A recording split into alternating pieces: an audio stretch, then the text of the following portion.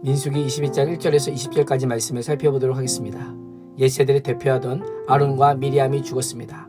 모세도 가나안 땅에 함께 들어갈 수 없게 되었습니다. 이스라엘 백성들은 자신들과 함께한 지도자들과 앞으로도 함께할 수 없지만 40년의 신광야 생활을 끝내고 아론이 죽은 장소인 호리산에 떠나 약속의 땅을 향해 새로운 출발을 합니다. 네게부 지역에 사는 가나안 사람 아라세 왕은 이스라엘이 이다름으로 향하는 길을 따라오고 있다는 소식을 듣고 이스라엘과 싸워 그 가운데 몇몇을 포로로 잡습니다. 아라세 왕의 기습 공격을 받은 이스라엘은 주께서 만일 내 백성을 내 손에 넘기시면 내가 그들의 성읍을 다 멸하리이다라고 하나님께 서원합니다. 멸하다라고 하는 표현은 히브리어 헤렴으로 완전히 진멸하여 하나님께 드리는 것을 의미합니다. 모세는 이스라엘 백성을 대표하여 백성들의 서원을 하나님께 아뢰입니다. 광야 생활 내내 불평하고 원망하고 죄를 범한 이스라엘이지만 하나님께서는 자신의 백성인 이스라엘의 간구를 들으시고 하나님의 능력으로 응답하십니다. 하나님께서 이스라엘 백성의 목소리를 들으시고 가나안 사람들을 그들에게 주십니다. 이스라엘은 그들과 그 성읍들을 완전히 멸망시키고 그곳 이름을 멸망이라고 하는 뜻을 가진 호르마라고 부릅니다. 민수기 14장 45절에 보면 이스라엘 백성이 하나님께서 허락하지 않으셨음에도 불구하고 무리하게 가나안 정복을 시도했다가 가나안 사람들과 아말렉 군대에 패하여 호르마까지 도망친 적이 있습니다. 그런데 이번에는 동일한 장소에서 승리를 거두게 됩니다. 그 비결이 무엇입니까? 불순종과 순종의 차이입니다. 전에는 불순종하여 실패했다면 이번에는 순종함으로 승리하게 된 것입니다. 말씀을 신뢰하는 믿음의 전투를 했기 때문입니다. 어제 넘어진 자리에서 오늘 승리할 수 있는 비결은 순종입니다. 순종을 통해 내가 아닌 하나님께서 싸우시게 하는 것입니다. 하나님의 약속의 말씀을 신뢰하는 것입니다. 4절에 보면 목적지를 향하는 최단 거리가 아닌 광야길로 돌아가자 이스라엘은 원망과 불평을 쏟아냅니다. 이스라엘 백성들이 늘 하던 원망이지만 이번에는 하나님과 모세를 향해 원망합니다. 출애굽 이후 40년 정도 지났으면 애굽의 노예 생활을 잊을 법도 하지만 40년 전 노예 생활에 얽매여 있습니다. 먹을 것도 없고 물도 없고 이 하찮은 음식 만나는 싫다고 하면서 이전부터 반복적인 내용의 불평을 쏟아놓고 있는 것입니다. 한번 생각해 보십시오. 만나가 하찮은 음식입니까? 하나님께서 하늘에서 직접 내려주시는 음식입니다. 이스라엘 백성들에게 만나는 매우 특별한 식사입니다.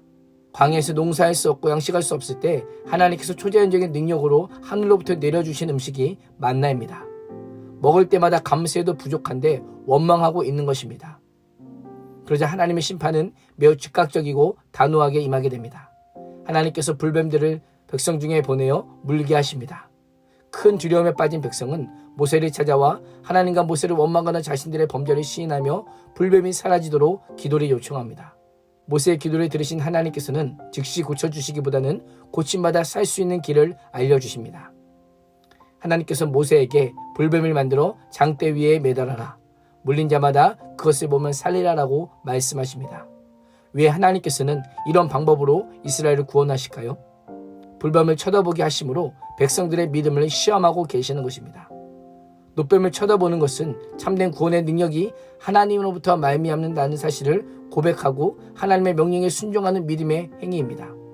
이스라엘은 장대 위에 달린 놋뱀을 보는 것이 유일한 살 길이 되었습니다. 말씀하신 대로 놋뱀을 본 자는 모두 구원을 얻었습니다.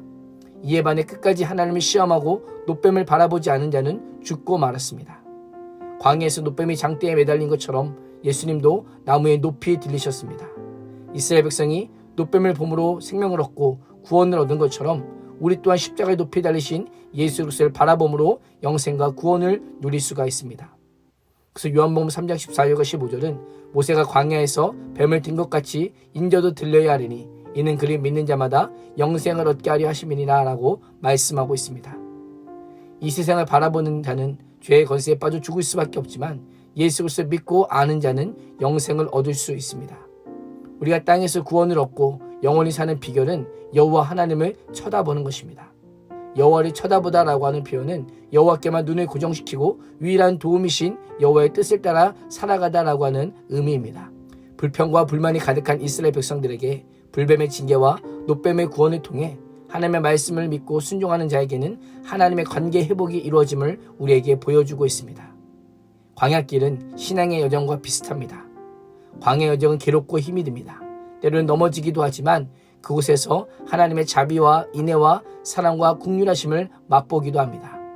광야길은 고되기만 한 곳이 아닙니다. 하나님께서는 곳곳에 기쁨을 주는 선물을 준비하여서 우리로 하여금 일어나게 할 힘을 주고 계십니다. 오늘 하루도 십자가 위에 높이 달리신 예수 그리스도를 믿고 쳐다봄으로 불신종과 죄의 권세를 넉넉히 이기는 복된 하루가 되시기를 주님의 이름으로 축원합니다. 기도하겠습니다. 하나님, 죄로 인해 죽었던 저희들을 불쌍히 여겨주시고 십자가에 달리신 예수 그리스도를 믿고 쳐다봄으로 영원한 생명, 구원을 선물로 주심에 감사합니다. 광야 인생이 때로는 괴롭고 힘들지만 하나님을 꼭 붙잡게 하시고 광야길 곳곳에서 주시는 기쁨과 감사와 찬양을 맛보는 복된 인생 되게 하여 주옵소서. 예수님의 이름으로 기도합니다. 아멘.